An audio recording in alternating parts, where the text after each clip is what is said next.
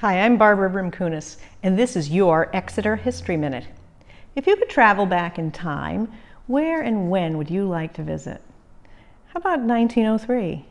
The Exeter Historical Society has a collection of glass plate negatives, over 200, that were rescued by member and former trustee Peter Smith.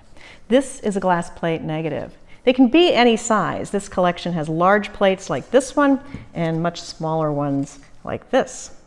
There are some real unknowns about this collection. They were found in the Gardner house on Front Street and apparently had been there for quite some time.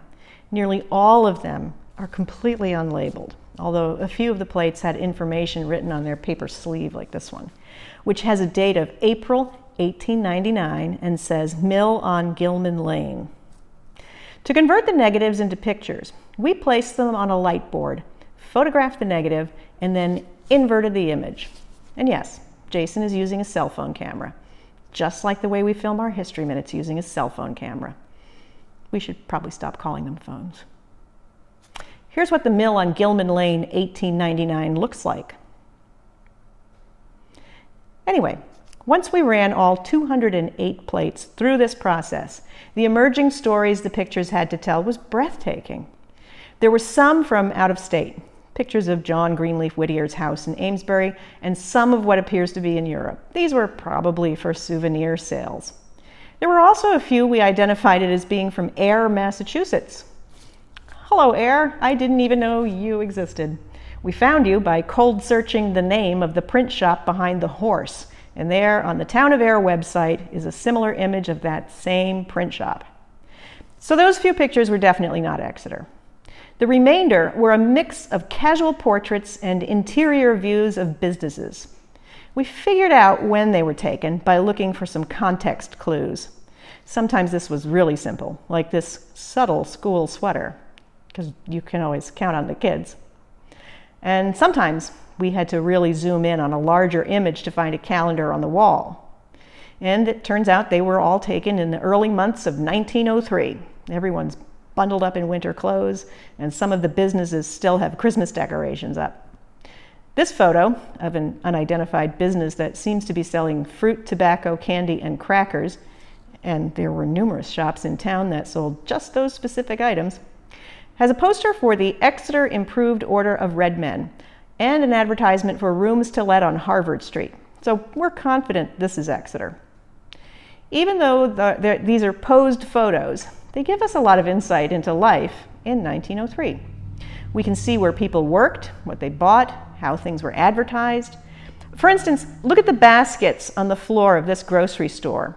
The ones in the foreground are filled and waiting to be delivered, and the others have been returned empty and are now ready to be filled with new orders. And this is a whole different way of shopping from what we do today.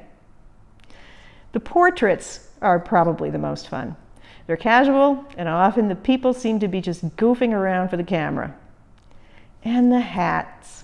Hats were so much better in 1903. I mean, just look at these hats. Even the kids are wearing hats. There's also some fabulous facial hair. This is around the time period when men were encouraged to shave off their mutton chops, beards, and mustaches because they were seen as unhygienic. But there appear to have been a lot of holdouts in Exeter. It's worth noting, however, that there are also many, many barber shops in this collection, so I think a lot of guys were taking the whole shaving advice to heart. One thing that hasn't changed: people love their pets enough to have their pictures taken. Mostly there's photos of dogs. Dogs posing with people. Dogs posing alone. Dogs at the billiard hall. There are a lot of dog pictures. Dogs are pretty good at staying still for the amount of time needed for long camera exposures. But we did find one cat picture. Check out this working cat at the tobacco and candy shop. That is a good kitty. At least he's working. We just have no idea what's going on in this picture. Nothing. Photography is the best way to travel back in time, because trust me, you don't want to go back in time. Your immune system is unprepared for this.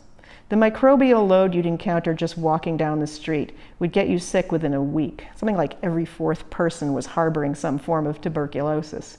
If you survived that, it would be inadvisable to eat or drink anything, because that might also kill you. So don't do it. Instead, travel back in time through our photographs. Want more? Check our website at www.exeterhistory.org.